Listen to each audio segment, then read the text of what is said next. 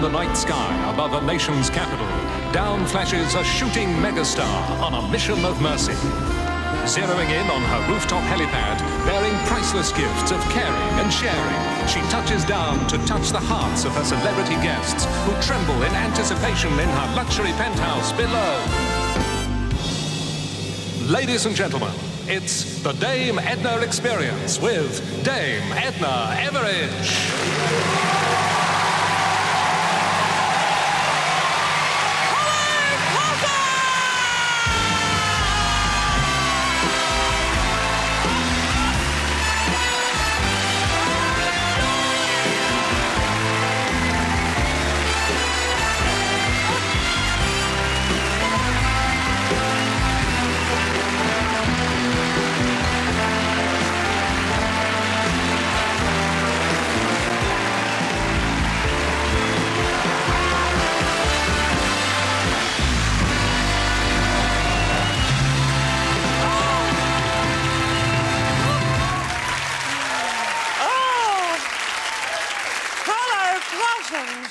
Well, more accidents happen in the home than anywhere else, and I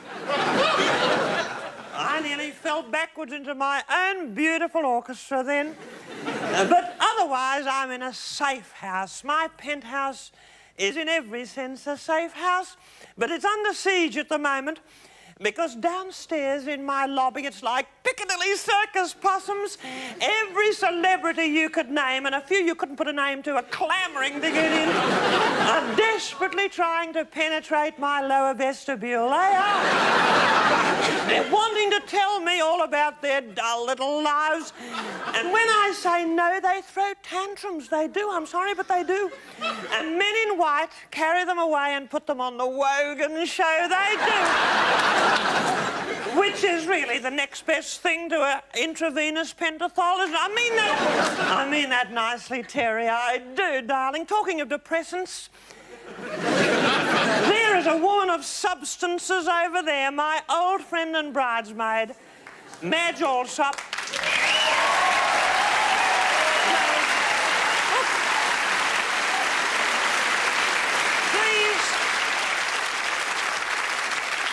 Don't encourage her, my old dog's body, and believe you me, she has got a dog's body.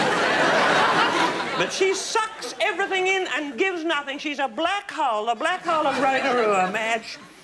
But she's been buzzing people up. She's in my bad books.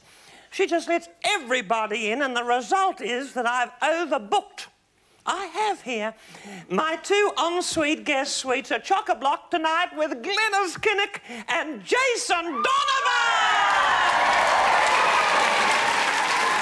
Yes, but thanks to Madge Alsop overbooking, my first guest is 5 people, possums. Yes, but fortunately they're a bunch of Britain's top talents. Ladies and gentlemen, in alphabetical order, Anthony Sher! Michael Gambon! Malcolm McDowell! Tim Biggett-Smith! And David Suchet! Oh, darling! Malcolm! Oh, Tim! Oh, David! Oh, lovely!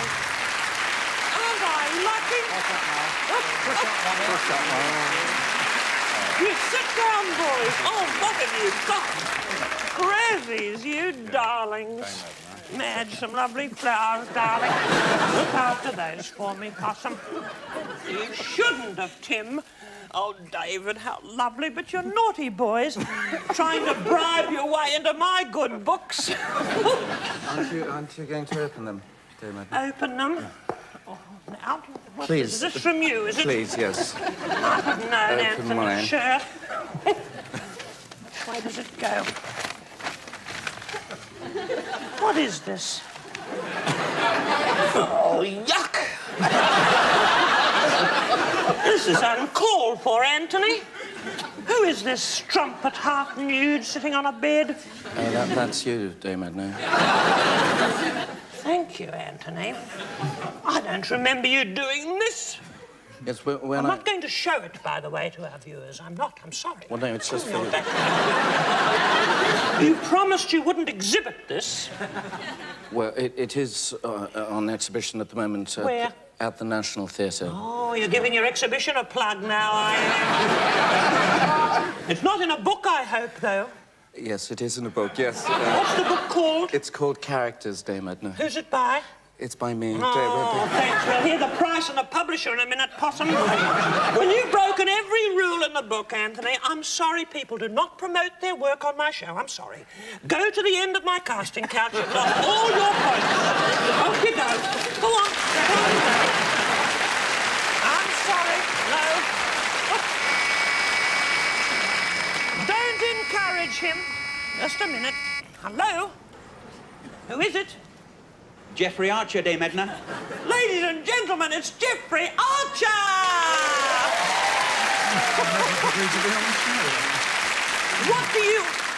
What do you want, Geoffrey? I mean, you did have Ted Heath last week. I was rather hoping you'd let me come up this week. Oh, thank you. You're on my last series and you were terribly boring. You droned on about the plot of one of your shows or one of your books. Buzz off, Geoffrey, please. Honestly, you're overdoing it. Pushy. That's what it is. Pushy. You know, I will... No, don't. Boys, that shows how lucky you are to be in my penthouse. I don't let everyone in. People just think, men like Geoffrey think if they just fiddle with my little entry buzzer, they can slip in any time they like. Now, I'd like to have one of you, a lucky one, as a one-to-one interviewee one of these days, but you have to pass these little tests. We screen everyone, you see. So I'm going to ask you some critical questions appertaining to your theatrical careers. And it's hands up, I'm afraid. A show of hands. Have you ever been on stage with no clothes on? David Suchet. Yes, I have done it once. What happened? On stage. Well, it was at Birmingham, in the Repertory Theatre in Birmingham, in a play called The Wedding Feast. And I had to face, not full frontal to the audience, I had to face into a mirror. And the first night came, and I looked into the mirror, full frontal, and I could see the audience, and they could see me, and they walked out. Terrible. What an unsavoury story. And how very, very disappointing for all of your fans, David. What is the most exotic love scene you have ever played? Malcolm McDowell. I played a very exotic love scene once in a terrible movie called Caligula. I played this love scene with a horse. I was actually in bed with a horse. David in the nude, you with a horse. I saw that. It was equus. I saw that. It was equus. No, this was Yes, it was. You were in the bed, only you were under the bedclothes and the horse's head was sticking out, and Marlon Brando came in and cut the horse's head off. I remember that. That's it. What might have been, was that? No, I think that was National Velvet now. Now, remember, have you ever been on stage in New York in Sherlock Holmes, wait for it, and had scenery fall on your head? Tim Piggott-Smith. Yes, I have been in New York in Sherlock Holmes and I had scenery fall on my head. What a predictable story that was. You have to do better than this, boys. Who has hurt themselves on stage but carried on bravely? Anthony. Well, it was a production of King Lear, which I did with Mike. Mike was playing King Lear and I was the fool. Were you, Michael? And I was alone on stage at one point and my Achilles tendon snapped. Your what? I heard the snap. I struggled into the wings and said, Mike, I can't walk, because we had to go back on to do one of the storm scenes. And now it's difficult to tell this because I don't know how we relate these. I said to there him, were some dirty words. in the darkness of the wings, Dame It takes Edna. two of you to tell this. He was collapsed, lying on the floor, and I said, "Get up, Tony, you little bleep, red face, bleep." Something like that. And he did. He did. No, he didn't. He crawled on and played the rest of the part lying down, didn't you? I did. What is a favourite part you would like to play? Michael? Well, you know, Dame Edna, I've always liked... I think I'd like to play the lady who says... I can't remember her name now. In The Importance of Being Earnest. Oh, Bracknell. Lady Bracknell. A female role you'd like to play? I think, yes, I think it's about Your parents time. aware of this, are they, Mark? How tragic. I mean, I suppose Jonathan Miller would think it was a good idea. Well, I've played so many great, big, tough parts. I think it's about time I played a lady. It's a very small role, I'd have too, to by the shave sounds this of off, it. Dame Edna. I think so, unless she was having a bit of hormone trouble at the time. Jonathan would probably say, keep it in, wouldn't he? Now, who else here does impressions? Do any of you boys do impressions? David, what impression do you do? Donald Sinden. Oh, that's exciting. What about you, Tim? Well, yes, I do Donald Sinden too. You, Michael? I do Donald Sinden. What about you, Malcolm? Donald Sinden, I do a very good one. Yes, I do Donald Sinden. All right. Ladies and gentlemen, Donald Sinden. Do it. Oh, hell, my God.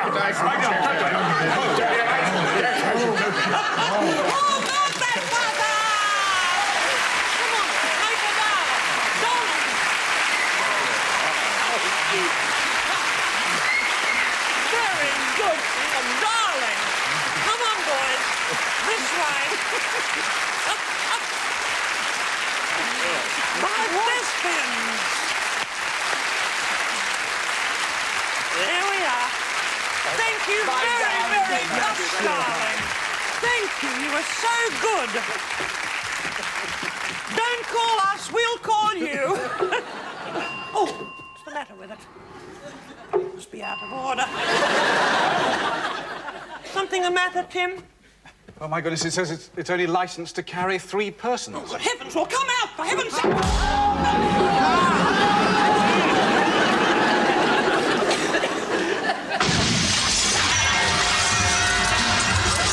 Well, at least Charles Dance will never stop working now.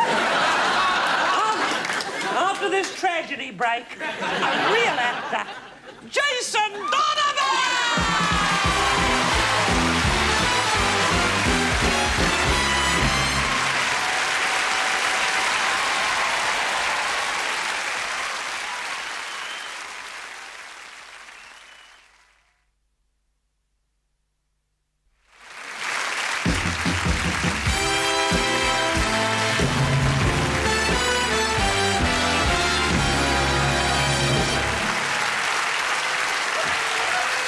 It's no use, Madge. No. I'm afraid they're a write-off, darling, but don't blame yourself, even though it is your fault. What a nuisance. I'm going to have to use the service lift now. But my next guest, Possums, passes every test. With flying colours, I might say. He has found a place in my home and a place in my heart. Ladies and gentlemen, the world's most famous artist, Jason Donovan!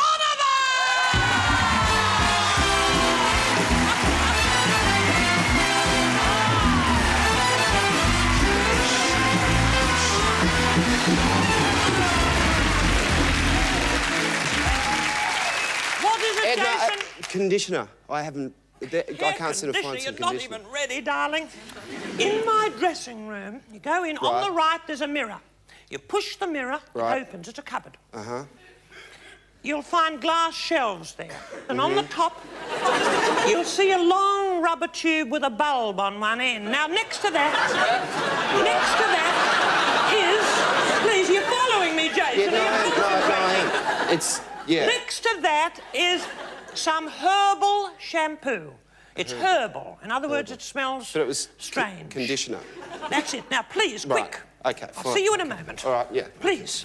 Oh, Jason Donovan. Now...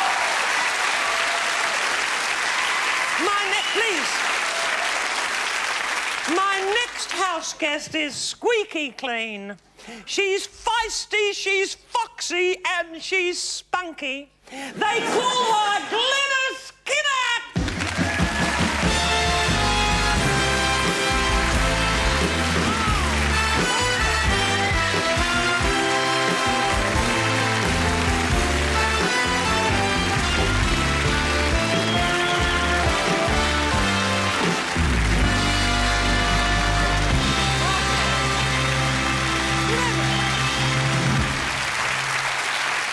Thank you.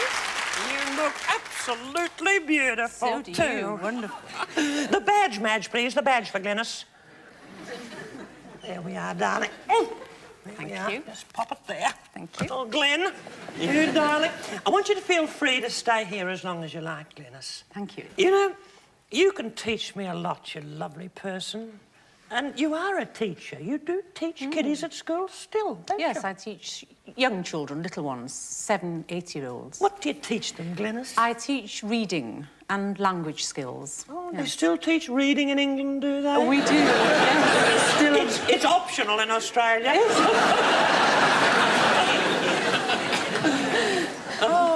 My daughter Valma is a teacher in Australia. Well, she's not exactly a teacher. She's a counsellor. She's a sexual options counsellor for the under 7. She is... Yeah. There are so many more alternatives available to kiddies these days, aren't there? However, my darling, to get to more wholesome topics such as yourself. School. I remember when I was a schoolgirl. Doesn't seem too long ago. No. And yet, it was a happy time for me. I had a wonderful time. Can you remember your school days very vividly, Glenn? I can, yes. Certain aspects of being at school. Was it a happy time for you? It certainly was. I wasn't always what you might call a good girl at school. I'm glad to hear that, I Glenys. talked too much, which is a habit I've really not lost. And I hated PE and games and gym. So did I. Did you? I didn't like it. When you had to do sensible. somersaults on those grubby mats. And Did you? climb ropes. And yucky old ropes and jump over those leather horses. Oh, I Very couldn't bear it. sadistic, very often. I did, think. and our gym teacher was a nasty type of a woman who I suspect had tendencies, Glenys. I'm not going to say any more than that. Yeah. My daughter Valma could have pointed her in the right direction. Perhaps she did when she was under 7.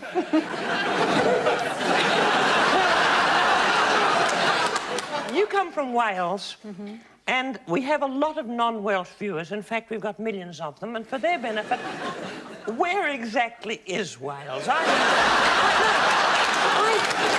In the west. My darling, the leek is the national veggie of Wales. The emblem, like the yes. Australian gladioli. We That's wear right. gladdies, or the menfolk do in their lapels. Yeah.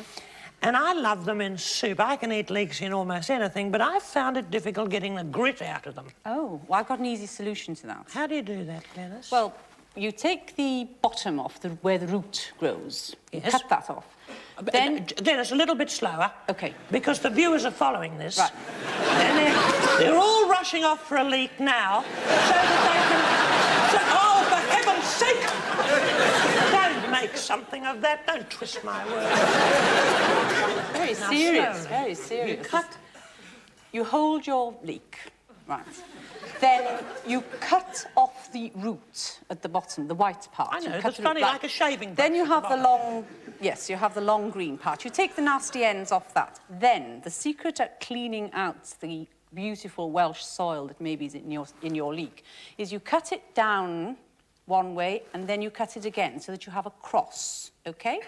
Then you fan it open. Fan it open? Fan it open and run it under a very fast tap, lots of water, cold water, run it under there and you'll find that all the soil will come away and you won't have any grit in your teeth at all and your soup will be beautiful.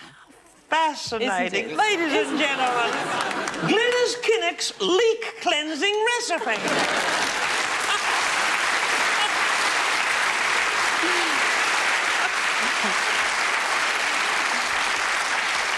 Well, can you remember the first thing you really said to Neil Kinnock? Yes, I can. The first thing I said was, "Are you the man from the Socialist Society?" Oh, how romantic. Not very, no. I remember I said to Norm, I'm sorry, were you talking to me? That's what I said. My first word. Did you canvass at the hustings together? We did, yes. We canvassed at university and many times since. I mean, one memory of canvassing, which wasn't a very pleasant one, was when we were students. And it was I think a Sunday morning, which probably isn't a good idea to canvass. No. And we both... People are in a bad temper on a Sunday morning. Yes, or they just don't want to be disturbed for whatever reason. And we knocked on a door in Grangetown in Cardiff, and the woman presumed that we were Jehovah's Witnesses, and she, from the top window, threw a bucket full of cold water over both of us, which was yes, not pleasant. You could have brought your fan-shaped leeks along, couldn't you? A little bit of a bit of a quick rinse. Oh, my delightful guest, if you've just tuned in, is Glenys Kinnock. It's Dame Edna Everidge. And, that was a long time ago. You've been very close ever since, of course, Glenys. Mm-hmm. And... 23 years yes, we've been married. Not bad going at all, my darling woman. I read about him in one of the magazines when I was in the hairdresser the other day. And, you know, these silly magazines, they describe Neil as a sex symbol. Well, that is an overused epithet, isn't it, Possum? But to you, is he a sex symbol? Glenys? No. Neither was Norm. Neither was Norm. Not by any stretch of the imagination, but there's nothing wrong with that. Because I don't like the expression sex symbol. What does it mean? It means nothing. Because a symbol is something instead of. It's like a sex symbol for a woman would be the post office tower, I suppose. Or in Norm's case, the Leaning Tower of Pisa. My next guest, however, is very frequently embarrassed by this epithet. And I hope he's had his hair shampooed by now. After this break, a sex symbol to millions, Jason Donovan!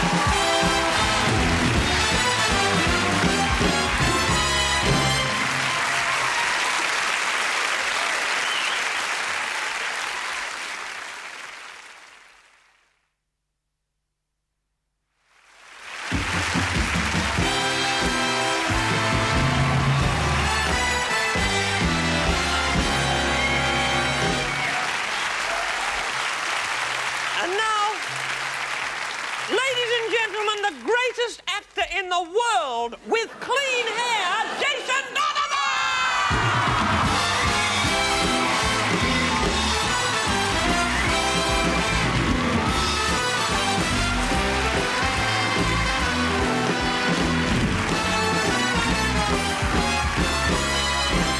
Beautiful. Over here. This is Glenys Kinnock. Jason. Thank you, darling. Beautiful. The badge. The badge. Lovely. There we are, Jace. Thank you. Beautiful. Oh, goodness me. Let me look at you. The memories that come flooding back. We both come from the same town.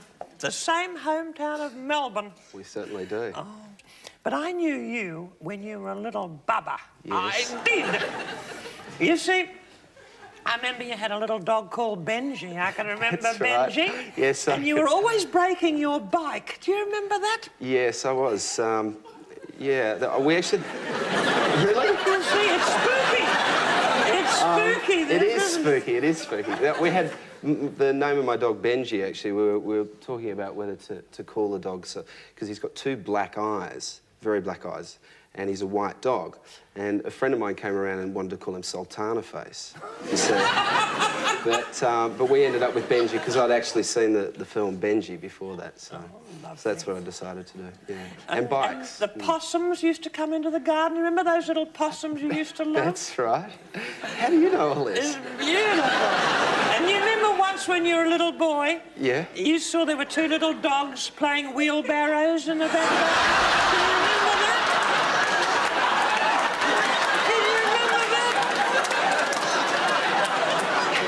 Said to your dad, what are they doing? And And your father said, well, one of them is blind and the other one is pushing him to the hospital. You remember? It's spooky, isn't it, that Well, funnily enough, I do remember it, actually. Yeah, because it's a true story. I'm serious, it's totally true. The dogs were out there, sort of, you know, it was that time of the year, Yes. or it was, you know... little stage they go through? Yeah, there is a stage they go through. We'd get one poodle and match it with another poodle, I suppose, and my parents had actually left. I think Dad was going out to... He was working in Cop Shop. Do you remember? Oh, I remember that serial. Cop Shop, yeah. Jason's father is a famous Australian actor, and he was in this series. That's correct. Police series. Yeah, and the dogs got stuck. And I was the only one left home. I didn't know what to do, so... No, I should hope not, So, Jason. yeah. Separating animals, playing hospitals with each other. Well, look, I was and am a bit psychic. You know, I was called a witch, Glenys. But witch is a very old word meaning extremely clever and brilliant woman. And people used to bring their children to me, you know, wanting me to look into the future a bit. And this is how I met you. One day there was a little tap on my kitchen door and it was Jason's father, Terry, with this little bundle. And he said, can I have a reading? Mrs. Everidge, as I was then. I said, I don't read teacups anymore. He said, well, I've got an old Farex bowl with the cat running away with a spoon on it, you know, Humpty Dumpty. And I said, well, I can't read that. But I was into something very special then, something called napomancy. I said, I could read the future from a kiddie's nappy. I could. And luckily, by just releasing a safety pin, your future was unfurled before me. And no, please. No, I didn't study it carefully, but I went through the motions and I was looking. And do you know what I saw, Jason? What did you see? I saw your chart success. I did. Just there. I saw a lot of number ones and I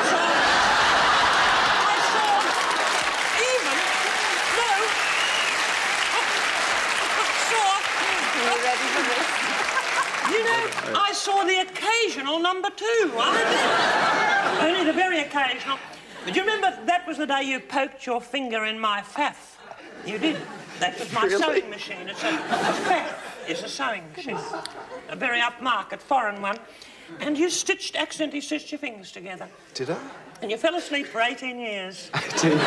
And you woke up a star. You did. No, I invented that little bit, but are you having fun, well, Jason? Are yeah. you having lots of fun? No, I am, actually. I mean, I suppose, you know, despite the sort of, the pace of it all, I guess, you know, we're sort of travelling quite a lot and you're away from your sort of family and friends. You are. I think that's very hard. It is. It's hard, but I enjoy what I do and I get a lot of satisfaction out of it. So, and also travelling for me, I guess, at sort of 21 is, I've sort of seen quite a few European countries and American countries. I guess I'm pretty lucky. So. You're very, very lucky and you give so much pleasure to so many people. Thank you. It's a privilege to be given a gift like this, I think. That's how I look at my wonderful gift. You know, can you remember your dad's wedding at all? I can remember my father's wedding. I mean, no, please.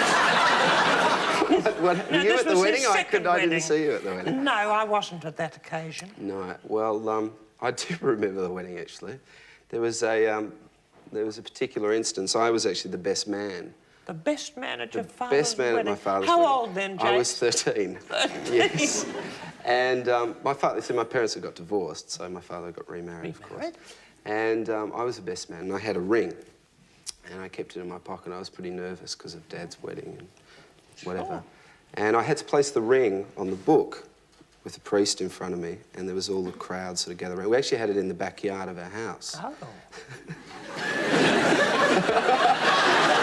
We did. I mean, it's... Oh, yes. It's You're not... always an unconventional family. Different. And so I placed the ring on the book. I put it at the top of the book, you know, when Dad sort of nudged me and said, now, you know, I sort of put it on top and it slid down the book right down and just dribbled into the crowd. This poor ring. So I had to retreat from the crowd, which was pretty embarrassing. But for a boy of that age, very embarrassing. It was pretty embarrassing. But you found it in the end. Yes, I did. Well, you followed in your father's footsteps, didn't you, Jason? Certainly. He was an actor and you were an actor. Did he ever wish you would be something else? Did he ever hope that you might follow another profession? Well, I think like most actors, I mean, obviously, you've been around a lot of actors throughout your life. Just tonight. Just tonight, yeah. They're dead now.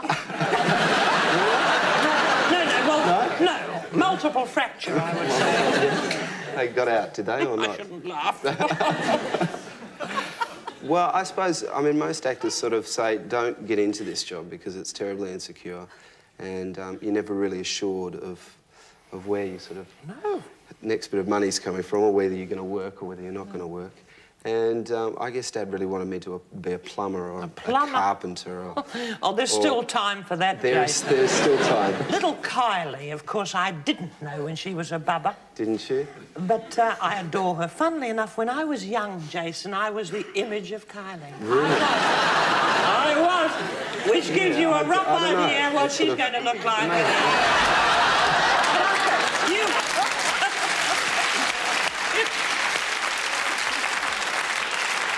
You work so well together, and yet there were no bedroom scenes at all, were there, in Neighbours? Well, there sort of was, and they were very censored. I hope so. Yeah, they sort of... I approve of that. Yeah. I approve that. You approve of that? I do. I mean, actually, I think the last scene that when Kylie left Neighbours, which would have been nearly 2 years ago, in terms of production, not actually on air in Britain, her last scene was in the bedroom. Wasn't too raunchy, though. No, we kept it very clean. I mean, there's a certain element or area you can't go beyond with television in that area. Otherwise, what is the door on the bedroom for? Exactly. I agree, and I think sometimes these things are a little bit better left to the imagination. Sure. I always thought I'm going to because I feel this lovely boy and this marvellous woman, Glenys, and I feel I could talk to you about anything. And I probably will. But that when I first saw Neighbours, I thought that it was a documentary. I thought that it was a hidden camera in an Australian home. And I thought that your character was just a Jason lookalike. I thought Scott was a lookalike. Yeah. And then I found it was actors. It was uncanny. Yeah, I think it's a very natural sort of show. I mean, I think it depicts sort of Australian life. That's what we wanted. That's what I mean. Think it does. That's what we wanted to do, and that's what was so important, I think, to me, was not to go and play someone totally removed from myself. Its popularity thrills me, and your success in it. What about the Australian reaction to your success? How's that been, Jason? Obviously now with Australia, obviously I've left Neighbours. The music doesn't go down so well in Australia simply because radio doesn't give it the support that it could. And do they say occasionally rather catty things? Well, about there's a thing called the tall poppy syndrome. You mean if you grow a little bit too tall, they snip you off a little bit? Yeah, they tend to, but I have encountered that. Have you? Joan Sutherland has had it. All of us have gone through that experience. And, you know, I tell you what I do. A little bit of advice, Jason. When I go back to Australia, I underplay my success. I just wear small rings and low shoes, you know, frocks that aren't too gorgeous. And I call myself Mrs. Everidge. I don't overdo the titles and things. And I have special copies of English newspapers printed giving me bad reviews. They love that, they do. So just bear that in mind, Jason. Next time I go back, I'll remember that one. You're a big hit amongst all your young fans, Jason. Little bubba boppers, I call it. How do you explain that, these very young people who adore you? I don't know. It's inexplicable, isn't it? It's unexplainable. And yet it's complimentary and very, very nice. Well, it's fantastic. I mean, I don't think it sort of matters what Neither age do of I. fans. It doesn't matter. And I attract a wider cross-section You of certainly fans. do. Young people, You old certainly people. do. middle-aged people. Now you're a megastar. Are you going to invest in property at all? Well, I think it's best to put your money into solid things. It is. It is. Look at this. I've invested in this. I mean, I have a home in Mustique, Malibu and Melbourne. But this is beautiful, isn't it? It's fabulous. Are you thinking of buying perhaps yeah, a lovely home I would in love England? to sort of buy... Well, I mean, possibly if there's a... This is not for sale, No, Jason. but I'm thinking more in the same unit. Maybe we could... build something upstairs? Yeah, maybe, possibly. I'm sorry, darling. I should say this, though.